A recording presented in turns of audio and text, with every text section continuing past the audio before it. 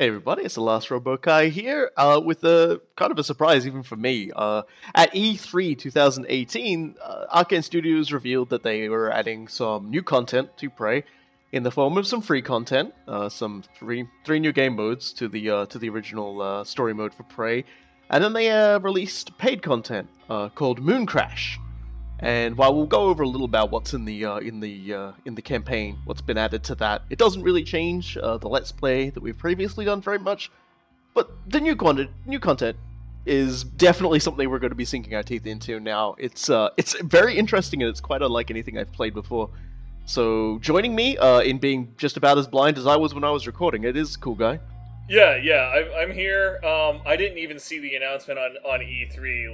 Like my recent life has been 14 hours of work per day, so I wasn't able to follow E3 2018. And then Robokai's just like, hey, I recorded a thing. Let's do a thing. And I'm just like, okay.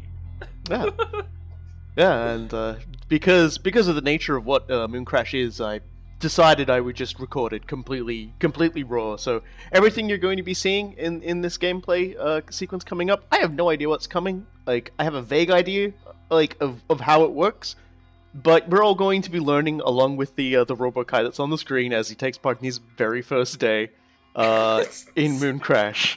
It's usually a figure of speech, but this time it's literally true. So let's get stuck straight in.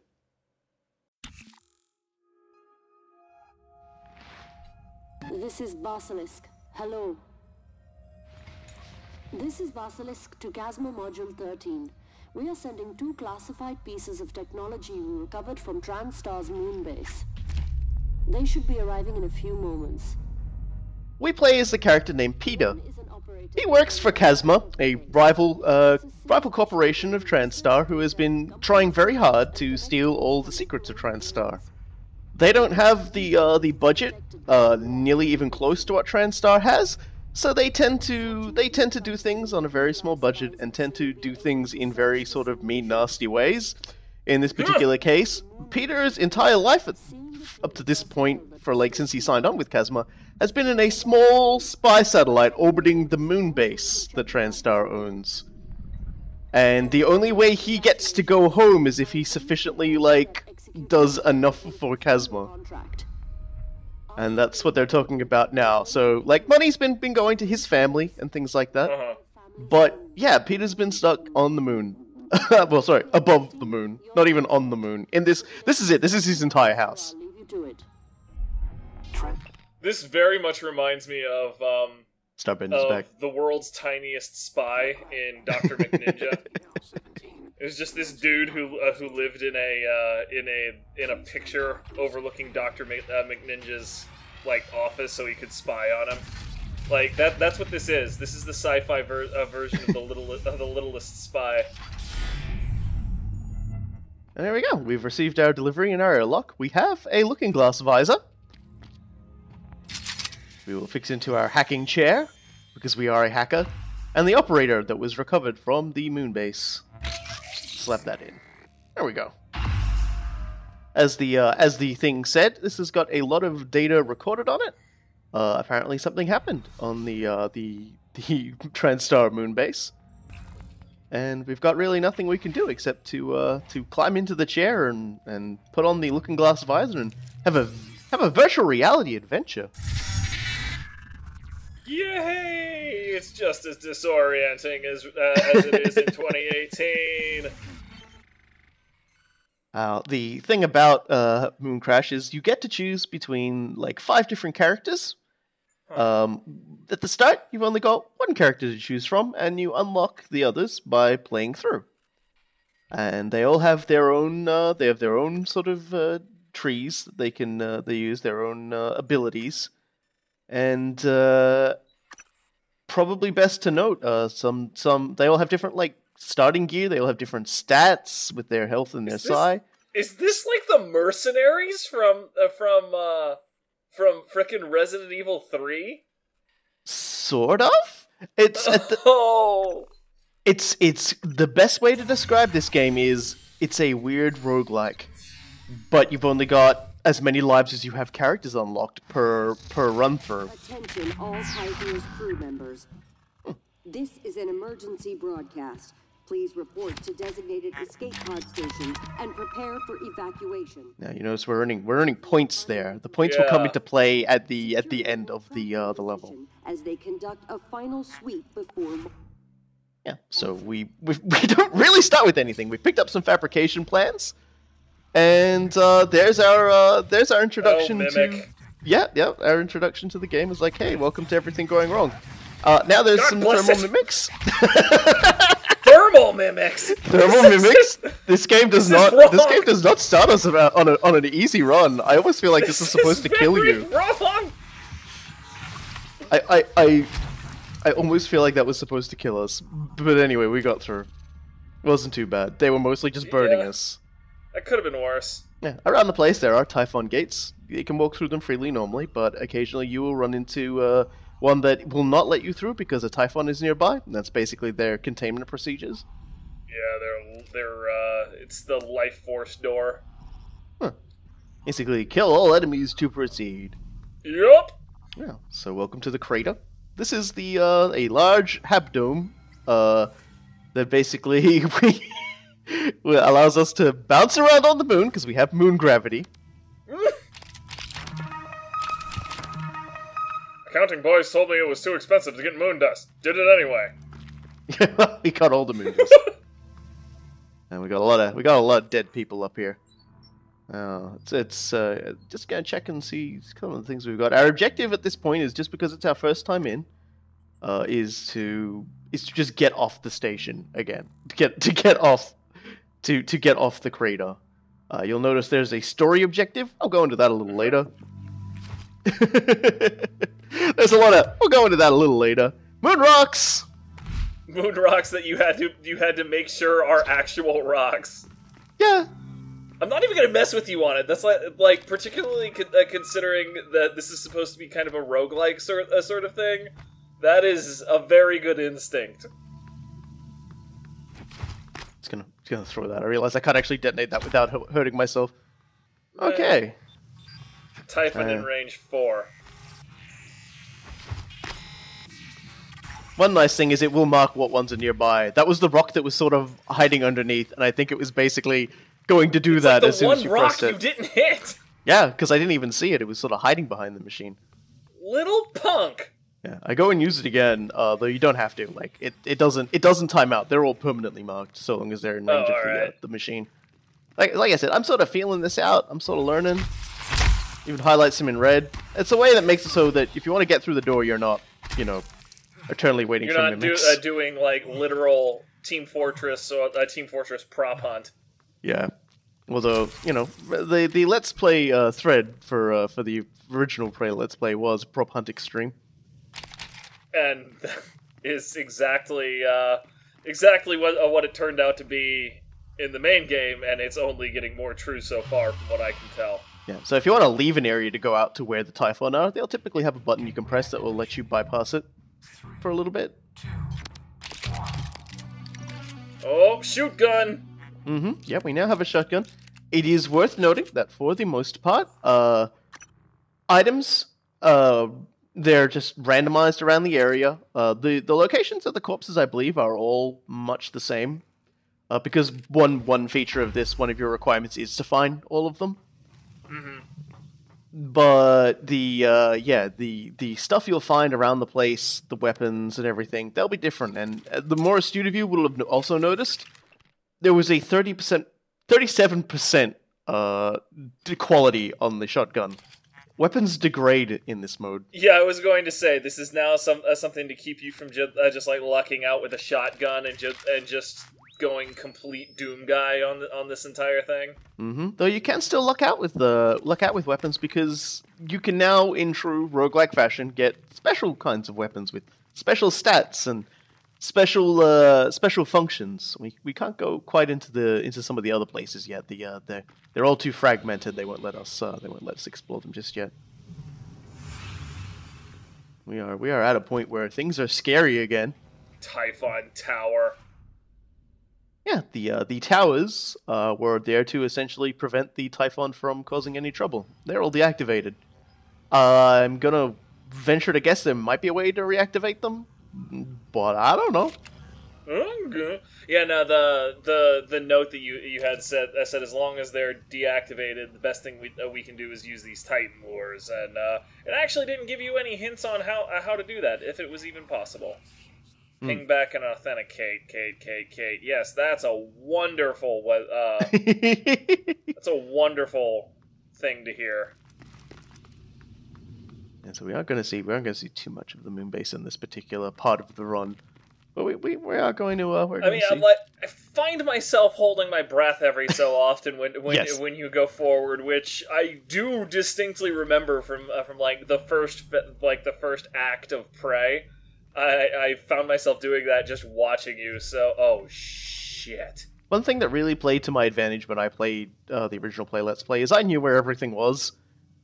There's no way to do that. There's simply absolutely no way to do this unless you load into an area, walk through it for a bit, track everything, and then, like, quit out without it saving, because it will start you back at the original saving point of, like, when you went into the area. And that's a whole lot of effort to be a giant baby, so I'm not going to do that. And the only reason I know that happened is because in a later recording I crashed. I crashed actually trying to initiate a... Yeah, you get down. You was trying to be a giant baby. Oh, thank goodness. Yeah, I was sitting there just like, oh, crud, Phantom. I remember exactly how scary those bad boys are. So the astute amongst you again will have noticed that when I hit that guy, it said critical on his health bar. Enemies that are also resistant to something when you hit them with an attack will have resistant written up there. It's not really that helpful to see up there because I'm going to be looking at the thing, but you'll see words flash by, and if their health doesn't evaporate, then you'll know it wasn't a critical hit. They're probably resistant. There are 3 other locations in this DLC. The labs, the Moonworks, where they do mining, presumably for the moon dust, for Aperture Science, and the area where all the staff hang out for recreation and residence. That place is mostly off limits because you need to be working! It's gonna sneak our way over to this. Frickin' flaming testicles. Another shotgun. There will be a lot of duplicate stuff here, and as we'll come to learn, there is a reason why the game will lay a lot of stuff around for us. Oh boy. Like, every time you say something like that, there's such an ominous note in your normally incessantly cheery voice that I can't help but just be like, oh, hell. Go away. Chase the barbell. Go away. Chase the barbell. You need to go lift, bros. I can't believe that worked. That was so great. The answer to bros, do you even lift, was apparently yes. Yeah. So now we know we can escape via an escape pod. There is a working escape pod and we know where it is. There are multiple ways to escape from the station. In fact, to like the story mode stuff, the way to unlock it involves exiting via a different way. But I don't believe we can access that right now because it requires something I think that's in the labs. Which we'll just take another shotgun. It's fine. We won't be going inside here again. Let's sneak our way up to the command center and see if anything's up there. I'm holding onto the shotguns for now just to see if I can't find something to stuff them into to turn them into stuff. Hey! Oh, thank Christ! It's not corrupted. Yeah.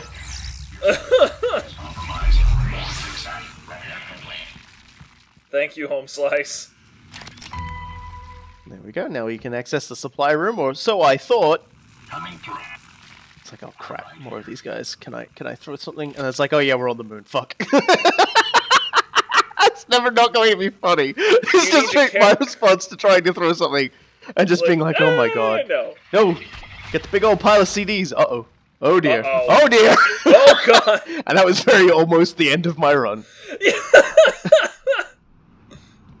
That would have been the perfect way for it to end, but it was not the way that it ended. Okay, so we've got a few of these.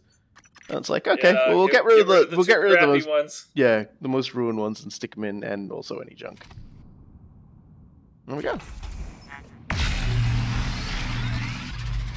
Give me the things.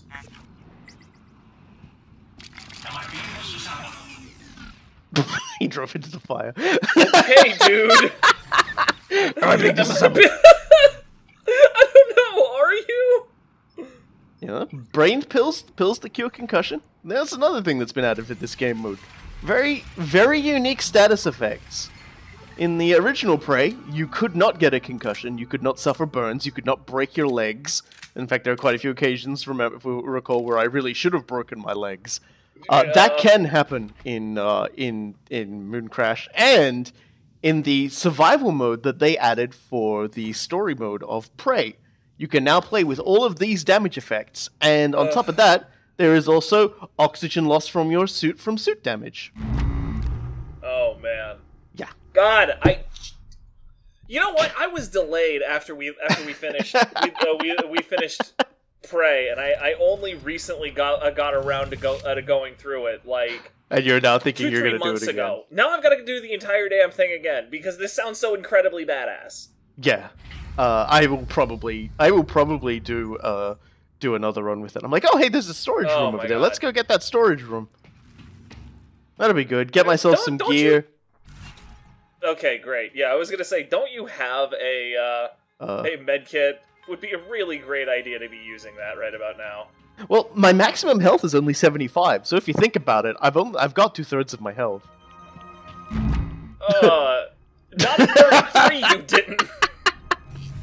Oh dear. You can see a little robot hoovering around down there.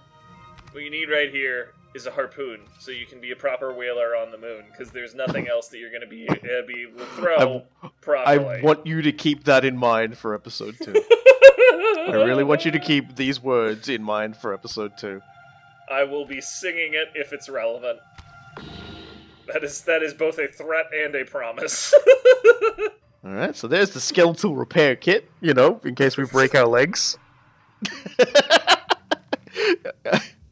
But we're on the moon, so I love the shadow! And we saw a mimic over there. Which one are you, mimic? Come on. Yeah, you were that one. I was just missing him. Okay, then. Alright, so I've picked up a Neuromod. Of course, the game's going to tell me about it. And it won't actually let me leave, so I'm going to have to go into the tutorial library to get out. There we go! That's interesting. So if you use Neuromods, every time you replay, you'll have, for example, Kinetic Blast right here, but if you die with them, then they're lost for good. Oh no, come on, don't! Game! God damn it. Yep. Killing me slowly. Gotta remind you, that's what it's like. So we've unlocked the first of our psychic powers, as the game tells us how they work, just in case we've forgotten. And we've got our wonderful stun gun. Of course, I forget that that's just like a thing you can like you just right click for. It's not, you don't actually equip it like a power from Dishonored. I sort of had to sort of reprogram my brain again. I figured out. Interesting. The stun gun, or not the stun gun, the pistol didn't come out of the recycler at 100%. Mm-hmm. Came out at like 80 or some odd, I think. You might notice there's also a little bit of a lag when you switch weapons too. That's another thing that's been added in the gameplay tweaks. I'm told general performance moving around in space has been made a little less drifty. So they've done some tweaks to the general gameplay. And somebody at Arkane absolutely loved this game, and you know, for good reason. Like I found it an absolute joy just watching the mainline Let's Play because it was absolutely brilliant to watch them at work. So yeah, boy, that could have gone. You got that one right. Yeah, it's like, come back here, you little fucker. I want your fucking KASMA points. Those pieces of crap would have blown up in your face and gibbed you. Yeah. Just saying. Don't worry about it. I'm a professional. It's your first day. There we go. We get our first suit mod, and then we get our second suit mod. I'm like, really? That was quick. Yeah. That's good. They've incorporated a few together, and there are different values of quality to these things, just as there are different values of quality to the weapons you can pick up in the world. So those particular ones are green, which I guess you might call the good stuff. You'll get blues, and I think there might be even be purples. You know, standard sort of role-playing game shenanigans there. Yeah, standard MMO fare at this point. Thank you, World of Warcraft. Yeah, so we know where the escape pod is, and we know we gotta sneak in there. But I'm being very careful because I don't actually know what's in there. Well, I know what's in there now because radiation always means pods. So we're not gonna go through that way. Going through this way is not much of a better idea. This room could be dangerous if we're not careful. You might notice there is a thing called Tentacle Nest over there. I'm like, what is that? Let me throw an explosive barrel near it. Oh! Remember the tentacles from the Apex Typhon? I've seen enough anime to know where this is going. I'm like, oh, that seems interesting. Oh! No, thank you.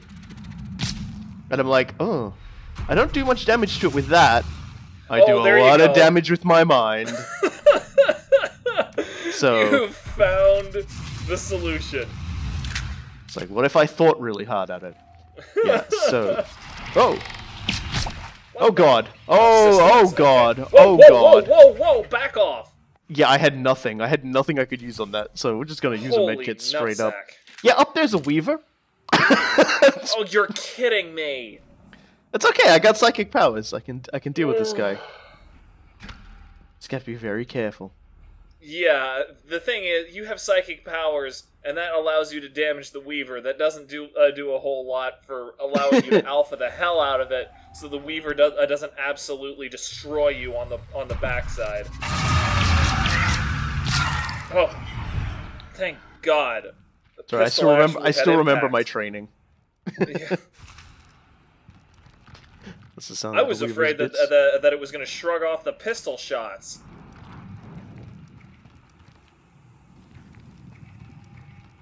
Gosh, this is so, like, you're so close to the finish line. Like you could look up and there's like 50 meters between you and the escape pod. That's a very, very long way. Yeah, 50 meters can be 500 miles in these sorts of situations. Yep, I got no idea what I'm up against, or where it's going to come from, or how much damage it's going to do. Well, I can really rely on the visual and sound cues. Oh. Okay. Go off and do that. Yeah. Got it. Okay. God, you could practically breathe on it. 30 meters. 30 meters. 30 meters. We're getting close. We got 5 bullets. I could replenish my psychic powers. I've got a pistol. I've got suspicious moon rocks everywhere. Fuck off. I was thinking the same thing. Oh, more bullets. And really sort of a weird gate. Yeah, that must be the gate that stops some Typhon from getting in. Which might mean that this particular thing is safe. Yeah. Yeah. Hit the button, hit the damn button! Oh, right, doors. Fucking... Why can't you secure your own damn door? Yeah, seriously. And there we go. By beating it as the volunteer, we have unlocked Joan Winslow, the engineer. Buckle in and take a breath. Yeah, so this is not the escape that you need to unlock the to unlock the story mode for the volunteer, however. And as you'll be seeing from there, this run isn't over. This particular layout is not over. Yeah, it's your ultimate goal is to escape with all 5 in one roll. Mm-hmm. In one go, in one rendition of this entire thing. Damn. So all the stuff that we picked up as the volunteer will not be available for Joan. Because they're not the same person. You're okay. Congratulations. It seems the simulation is significantly corrupted, but scans of your brain tomography indicate no damage. The corruption appears to be limited to the host operator. No externalization, so you should be fine. We've transmitted an app that should help track the simulation's instability. Please install it immediately so you're not caught unaware again. Out. Which is going to tie into another feature, which we will see in action in the next video. Oh boy. There's a lot of what we'll see in the next video. Yeah, I'm just looking at that again because it's not going away. It's that particular message is always going to have the exclamation point for it because basically we've got to fulfill all the KASMA points, which is essentially going to 100% the game by its metric, which I think is pretty cool. And then let this poor bastard go home. We hope. We hope.